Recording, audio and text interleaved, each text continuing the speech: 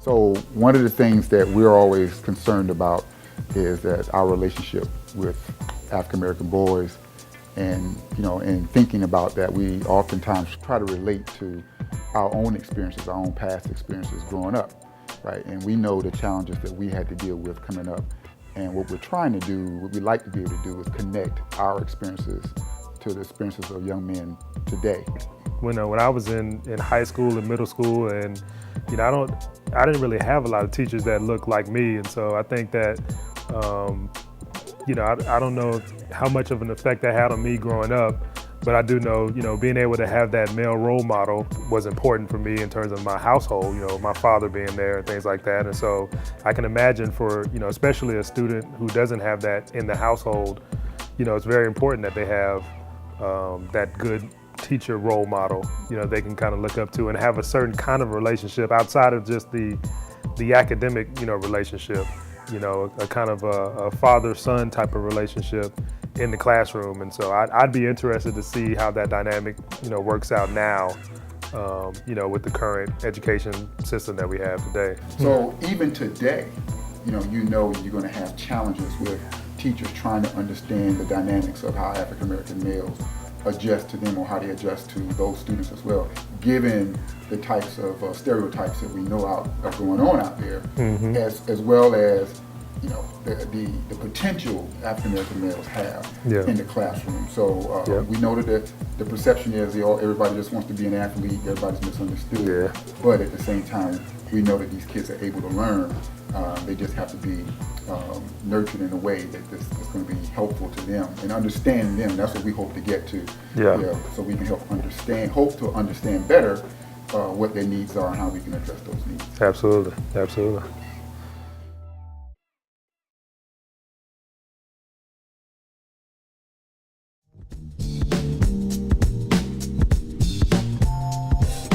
I want to be a mechanical engineer.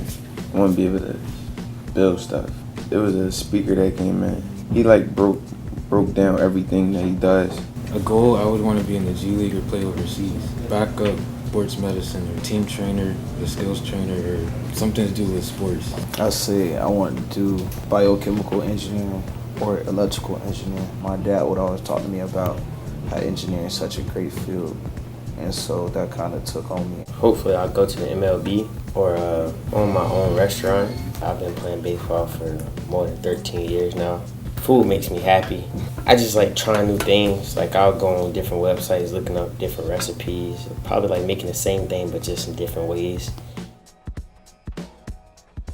I know the people that I hang around with at school, I basically pick people based on qualities that match me. And if those qualities and those morals don't match up with me, then I have no reason to hang out or be around you. Yeah, like I know like all my friends, they want me to be successful, and I know that they know that I want them to be successful, but like if like one of my friends was to like mess up or something like that, I wouldn't really like say, oh no, I can't hang with you. I'll just try to help them out to be more better and be like, hey man, you can't do that next time.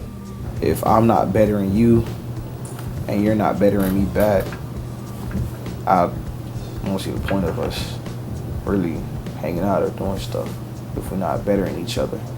My peers, I know they care about school. I mean, they might slack off a little bit, but they always get back on track because they know like that's the key thing to be successful in life. I know personally for me, school isn't how everybody else perceives it. How you got one bad apple and they ruin the whole bunch. And you have those few people who aren't doing bad, they outshine the rest of the people that are doing good, doing what they're supposed to, going to class, doing work. Because most people I hang with, they got their mind straight and they ready to graduate and go on to the next level so they can pursue their careers in whatever they want to do. You just try to put like a big message in their head, like, hey bro, if you keep doing this, something's gonna happen.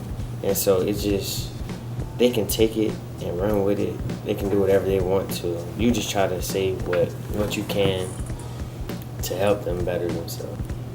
But it's just up to them to do, like take the message, be like, all right, I gotta change, or just be like, he just talking. And at a point in their life, they will have to take that to heart and say, dang, bro, Larry was right about what he was talking about, or that type of talk to them. But in the end, if they want to crash or they want to do their own thing, you can only help a person so much and devote so much time and devote so much energy to it. And once you see that nothing's changing, you have to refocus yourself back on saying, well, I gotta get mine. I know I'm trying to succeed too. You can't let yourself be categorized, because they just put an image in everybody that, like, if one of us bad, all of us bad. You can't let that bring you down.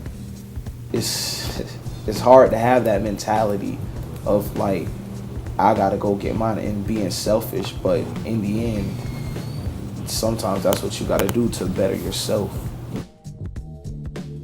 I don't really see why we fail to be successful. We fail something like a math quiz. Like we probably like could never be good at a certain topic, but like if I wanted to be a culinary chef or a